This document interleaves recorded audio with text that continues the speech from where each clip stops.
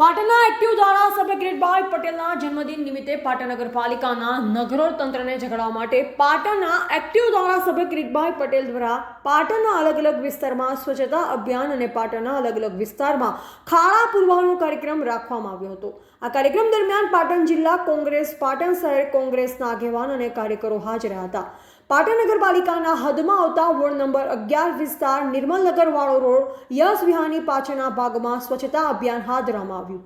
આ વિસ્તારમાં છેલ્લા ઘણા સમયથી ક્યારેય સફાઈ યાદ કરવામાં આવી ન હતી. સોસાયટી દ્વારા વારંવાર રજૂઆત કરવામાં આવી છતાં કોઈ પણ જાતનું સફાઈ અભિયાન હાથ ધરવામાં આવ્યું ન હતું. આ પાટણ વિસ્તાર નગરપાલિકાના પ્રમુખનો વિસ્તાર છે. આ વિસ્તાર પૂર્વ ભૂગર્ભ ગટરના ચેરમેનનો વિસ્તાર છે. તેમ છતાં પણ વિસ્તારના રહીશો દ્વારા વારંવાર નગરપાલિકાના પ્રમુખ અને ચીફ ઓફિસરને રજૂઆત કરવા છતાં છેલ્લા 12 મહિનાથી એક પણ દિવસ સફાઈ અભિયાન હાથ ધરવામાં ન આવ્યું હતું.